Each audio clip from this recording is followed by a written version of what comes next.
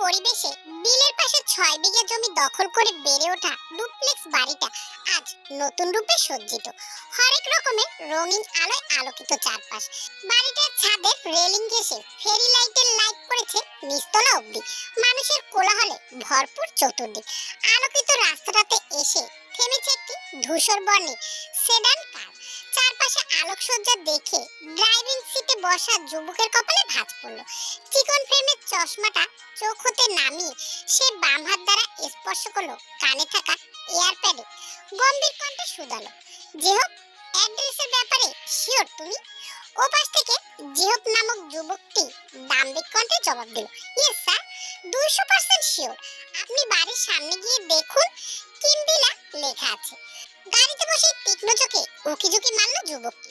আলোকসজ্জার ভিড়ে সহজভাবে চোখে পড়ল নেম প্লেটের উপর বাংলা অক্ষরে লেখা কিমভিলা। কথা না বাড়িয়ে সে কল ডিসকানেক্ট করলো। ইন করা শার্টটা পরিপাটি করে নামলো গাড়ি থেকে। পরপর চাবির সাহায্যে শব্দ তুলে লক করলো গাড়িটি।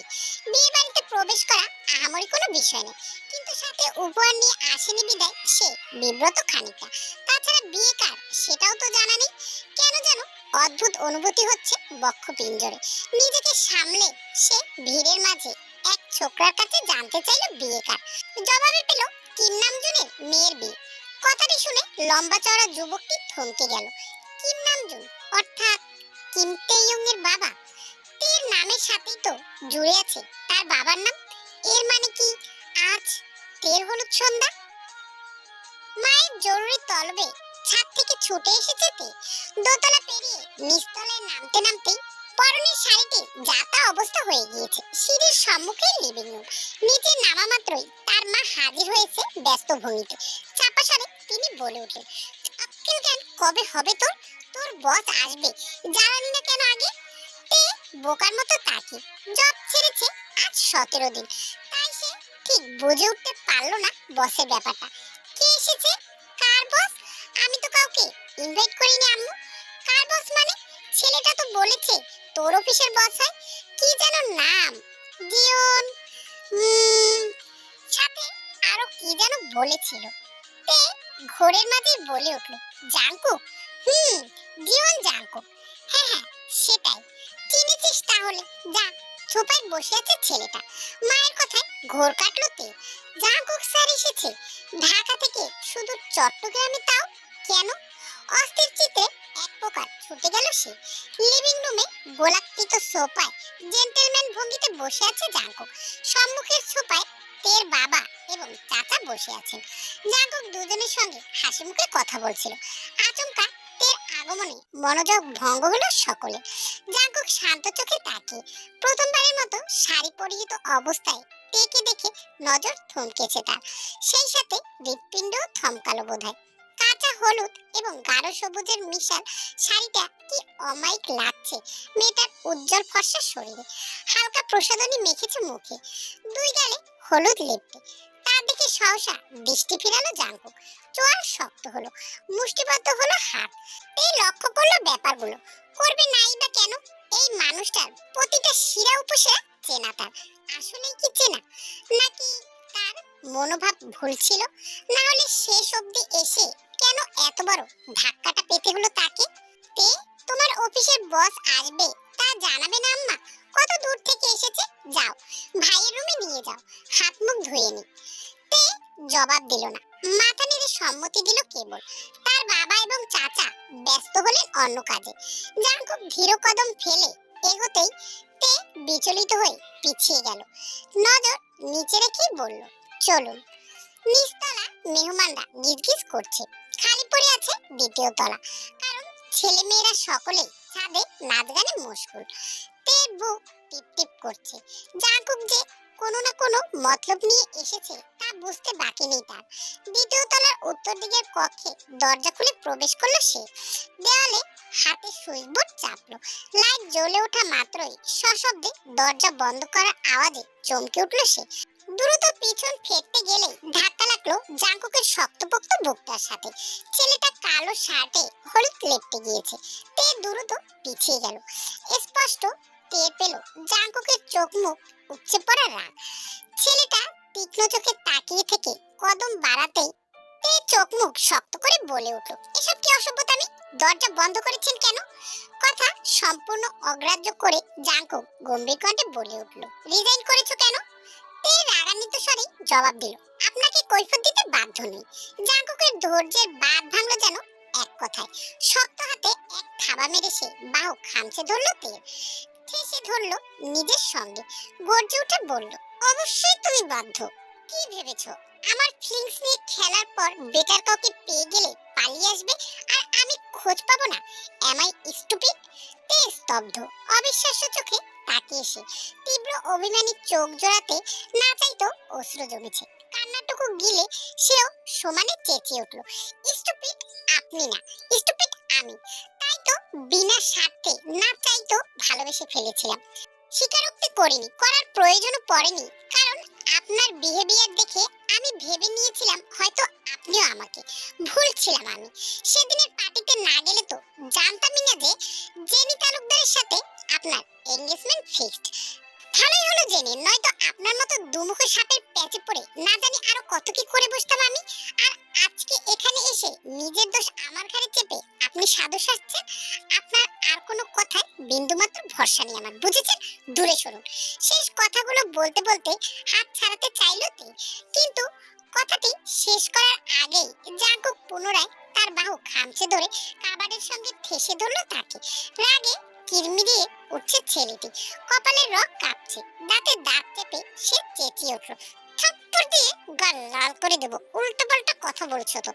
কখন দুমুখ আচরণ করেছি তোমার সাথে? হ্যাঁ বলো, কখন করেছি? আজ অব্দি কখনো বাজেভাবে ছুঁয়েছি তোমাকে? বলো ছুঁয়েছি? তোমাকে নিয়ে খারাপ ইন্টেনশন থাকলে তা বহুত আগে পূরণ করে ফেলতে পারতাম তে। এমন হাজারটা সুযোগ ছিল আমার কাছে, কিন্তু আমি সুযোগ চাইনি। আমি চেয়েছি তোমাকে, সারা জীবনের জন্য তোমাকেই চেয়েছি। এক নাগারে কথাগুলো বলে থামলো জাঙ্কুক, দম নিল বড় করে। তে ঝাপসা চোখে তাকিয়ে, বেহায়া মন বলছে এই কথাগুলো শতভাগ সত্যি, কিন্তু সে যা দেখেছিল শুনেছিল পূর্বে তাও তো মিথ্যে ছিল না। ঢোক গিলে সে পুনরায় বলে উঠল, আমাকে এত বুঝিয়ে লাভ নেই। যাকে বিয়ে করতে চাচ্ছেন করুন গিয়ে, আমার কোনো যায় আসে না। জাঙ্কুক হতাশ, কাকে কি বুঝালো সে এতক্ষণ? তের এই নির্বিকার আচরণ দেখে ধাপে ধাপে রাগ বাড়ছে তার। একই সুরে সে ফের বলে উঠল, কার কাছ থেকে শুনেছো এসব আজগুবি কথা? আজ অব্দি দেখেছো কখনো জেনি তালুকদারের সাথে ভালো মুখে দুদণ্ড কথা বলতে? সাকসেসফুল বিজনেস ওম্যান সে, এজন্যই চেনা জানা আছে ভালো। ফ্যামিলি ফ্রেন্ড বলে ইনভাইটেড ছিল পার্টিতে, পার্সোনালি গিয়ে বলে আসিনি আমি। তাহলে কিসের ভিত্তিতে এসব বলছো তুমি? আপনার বাবার কাছে শুনেছি, সেই সাকসেসফুল সুন্দরী বিজনেস ওমেনের বাবা আর আপনার বাবা মা আলোচনা করছিল বিয়ের ব্যাপারে। আপনাদের গার্ডেন এরিয়াতে বসে প্ল্যানিং করছিল সব। আর আপনার সেই সো কল্ড ফ্যামিলি ফ্রেন্ড আপনার বোনের সাথে রসিয়ে রসিয়ে আলাপ করছিল। একই কলেজে ছিলেন আপনারা, তাই না? পরিচিত তো তখন থেকেই ছিলেন। আড়ালে আরো অনেক কিছু ছিল নিশ্চয়ই। আপনি লাই দিয়েছিলেন, না হলে মেয়েটা এত অধিকার কি করে পেল নিজেকে আপনার হবু বউ ভাবার? সেকেন্ড দুই ক্ষুদ্র দৃষ্টিতে তাকিয়ে থেকে আচমকা তের বাহু ছেড়ে দিল জাঙ্কুক, অনেকটা ছুঁড়ে ফেলার মতোই। তে কষ্ট পেল এতে। পাশ কাটিয়ে চলে যেতে উদ্যত হতেই জাঙ্কুক পুনরায় এক হাতে তার কবজি টেনে ধরল, গম্ভীর স্বরে বলে উঠল, এখান থেকে এক পা নড়েছ তো ঠ্যাং ভেঙে হাতে ধরিয়ে দেব। তে ভয় পেল খানিকটা। 2.5 বছর যাবত চেনা জানা শান্ত ভদ্র ছেলেটা আচমকা এমন খেপা সারের ন্যায় আচরণ দেখে অবাক হচ্ছে সে। রাগ করার কথা তো তের, কিন্তু এলো কেন উল্টো রাগ দেখাচ্ছে? অন্যদিকে পকেট হাতড়ে মোবাইল বের করলো জাঙ্কুক, নির্দিষ্ট নম্বরটিতে ডায়াল করে স্পিকার অন করলো। ভেসে আসলো তার মায়ের কণ্ঠ।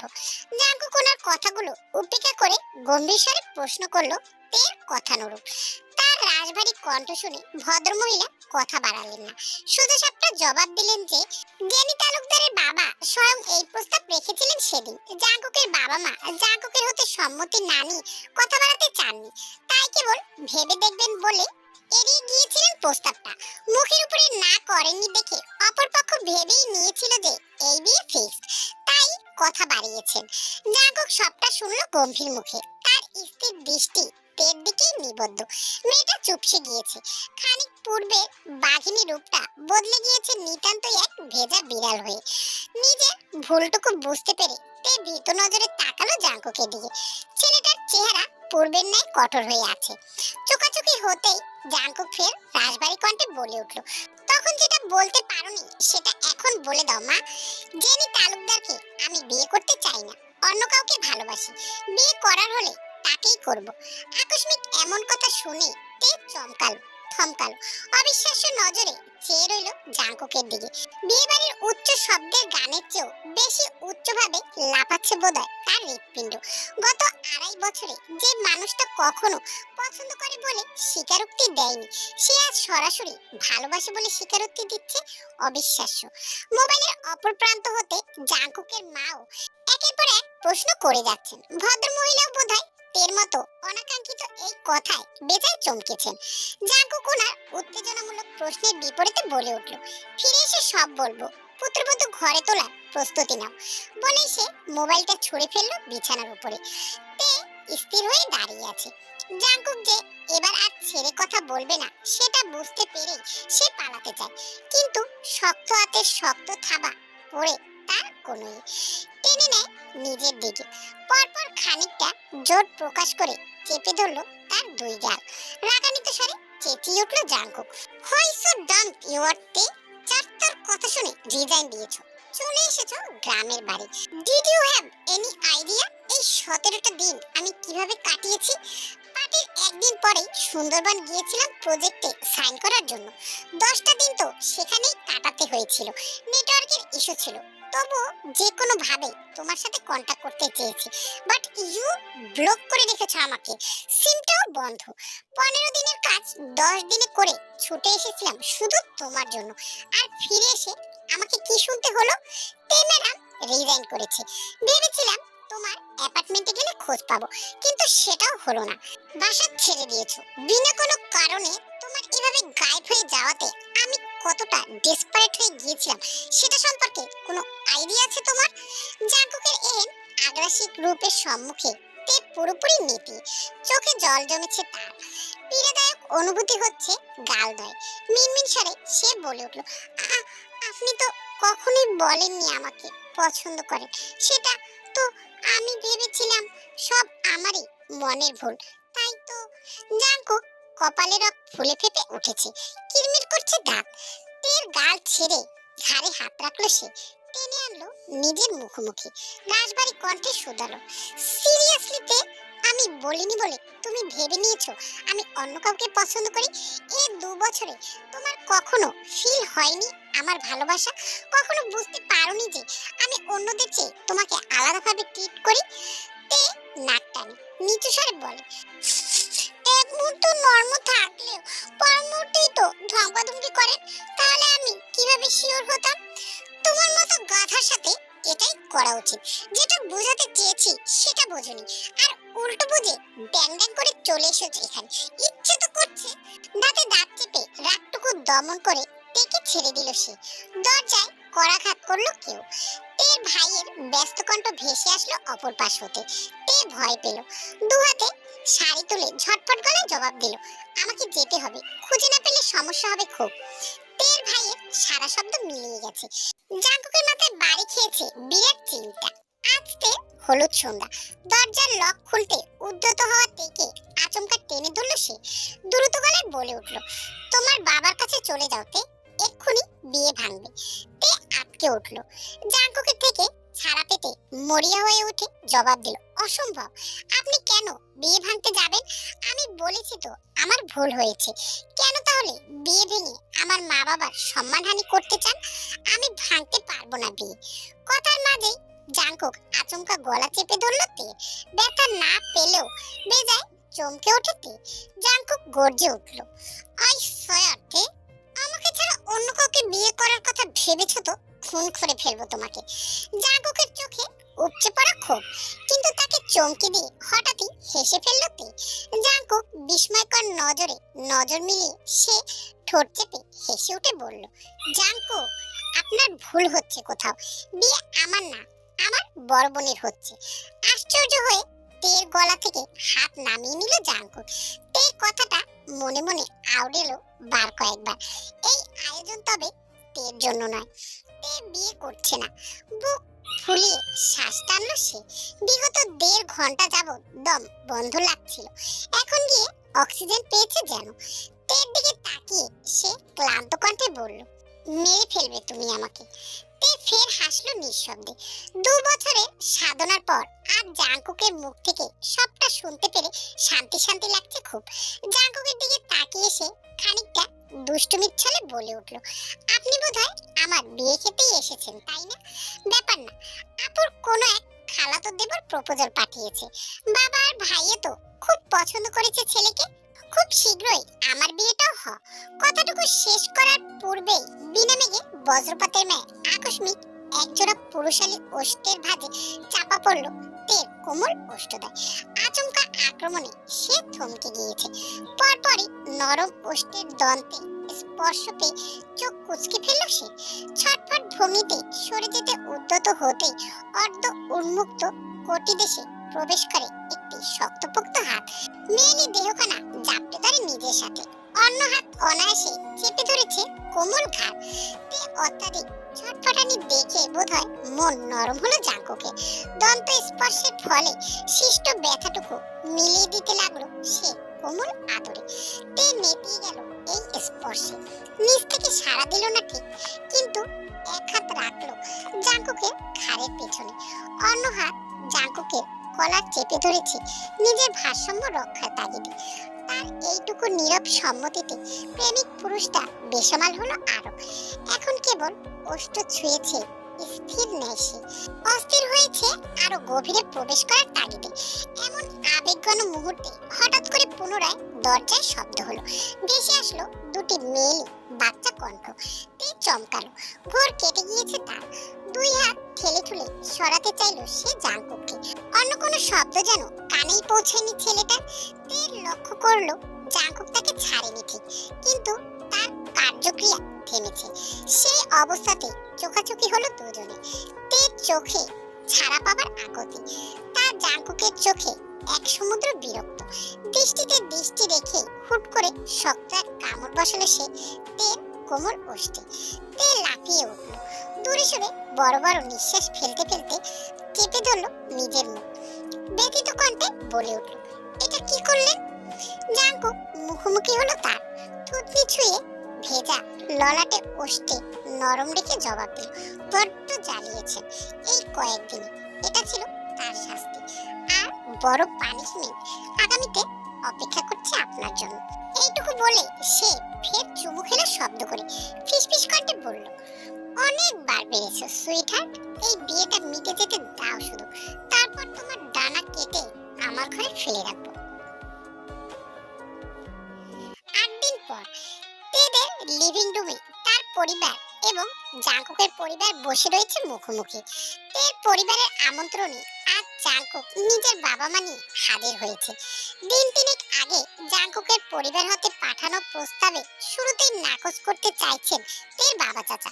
চট্টগ্রাম হতে এত দূর ঢাকাতে মেয়ের বিয়ে দিতে রাজি নন তারা। তাছাড়া মাত্রই এক মেয়ের বিদায় দিয়েছেন, ছোটরা না হয় থাকুক আরো বছর খানেক, এত তাড়াহুড়ো করতে চান না তারা। কিন্তু জাঙ্কুকের পরিবার একেবারে আটঘাট বেঁধে এসেছে যেন, কিছুতেই না শুনতে রাজি নন তারা কেউ। তার মধ্যে জাঙ্কুক এবং তের ভেতরকার প্রেমময় সম্পর্কের কথাও জানিয়ে দেওয়া হয়েছে। এক পর্যায়ে গিয়ে রাজি হতেই হয়েছে সকলকে। জাঙ্কুকের পরিবারও কথাতে ঘরোয়াভাবে আজ বাগদান করা হবে, সেই মোতাবেক আয়োজন করা হয়েছে। তের গায়ে ভিভেড অরেঞ্জ কালারের শাড়ি, যার পাড়ে গোল্ডেন কারুকাজ, অল্প স্বল্প অর্নামেন্টস আর হালকা প্রসাধনীতে অত্যাধিক সুন্দর লাগছে তাকে। জাঙ্কুকের গায়ে কালো শার্ট যা ইন করা, তার উপরে টি green suit pant, polish shoe, রোলাক্সের ওয়াচ এবং সেট করা চুলে তাকে বেশ সুদর্শন দেখাচ্ছে। দুজনকে পাশাপাশি বসানো হয়েছে, সকলের চোখ জুড়িয়ে গেল, কত সুন্দর মানিয়েছে। অতঃপর সকলের সম্মতিতে একে অপরকে রিং পরিয়ে বাগদান সম্পন্ন করলো তারা। জাঙ্কুকের ইচ্ছে করছিল প্রেয়সীর কোমল হাতে ঠোঁট ছুঁয়ে দিতে, কিন্তু গুরুজনেরা আছে বলে দমিয়ে রাখলো সে নিজের অনুভূতি। বেশ অনেকক্ষণ পর গিয়ে দুজনে সুযোগ পেল একাকী কথা বলা। তের বড় বোন সকলের সম্মতিতে দুজনকে নিয়ে গেল ছাদে। জাঙ্কুক গেল শুরুতে, পিছনে তে। সে ছাদে পা রেখে দরজা লাগিয়ে দেওয়া মাত্র বিনা বাক্যে তাকে বুকে টেনে নিল জাঙ্কুক, শক্ত করে চেপে ধরল বুকের পিঞ্জরায়। তে একটুখানি চমকে গেল, দ্রুত সামনে নিল নিজেকে, দু হাত রাখলো জাঙ্কুকের পৃষ্ঠদেশে। জাঙ্কুক মুখ নামিয়ে শব্দ করে চুমু খেলো তের কপালের মধ্যভাগে। আজকের এই সময়টা স্বপ্ন ছিল তার, কিন্তু আজ সবটা সত্যি।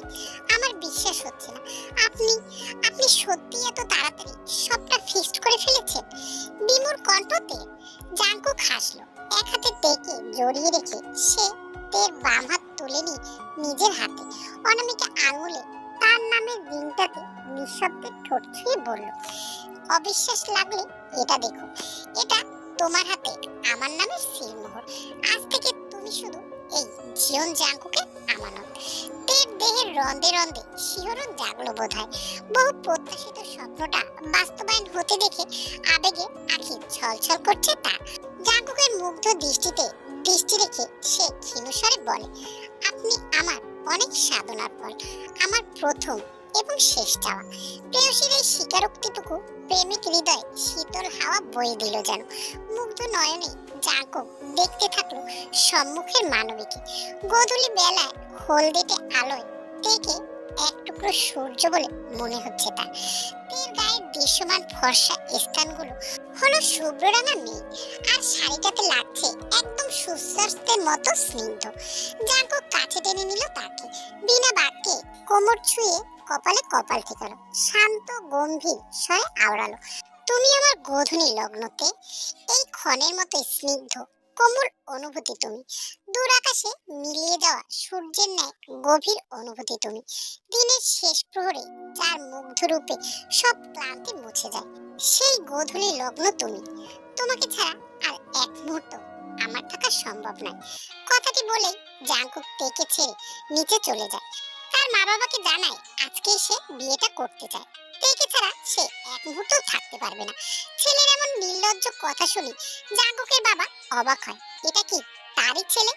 অজ্ঞতা কোনো উপায় না পেয়ে তের বাবার সাথে আলোচনা করে আজকে বিয়েটা দিয়ে দেওয়া হয়।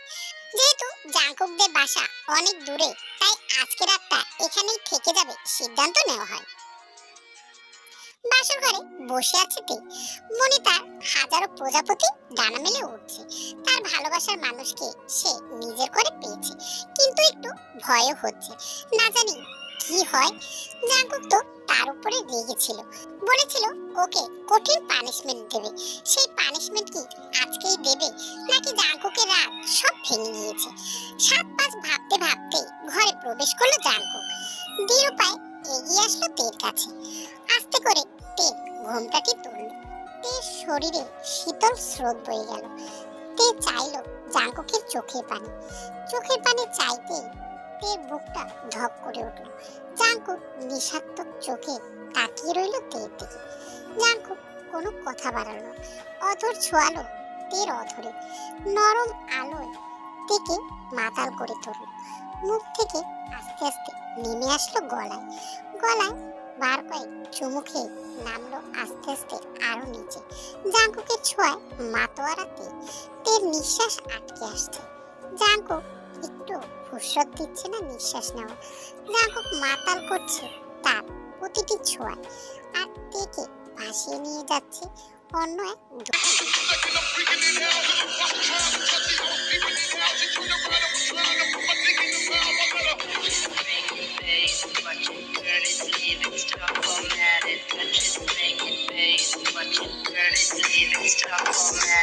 How you don't know how to keep your business clean? Mommy, I'm out, daddy's getting hot, and the money's hot, doing something unholy. He's so butterfly গল্পটি তোমাদের কাছে কেমন লাগলো অবশ্যই কমেন্টে জানিও। আর গল্পটি ভালো লাগলে চ্যানেলটিকে সাবস্ক্রাইব করে লাইক দিয়ে পাশে থেকো।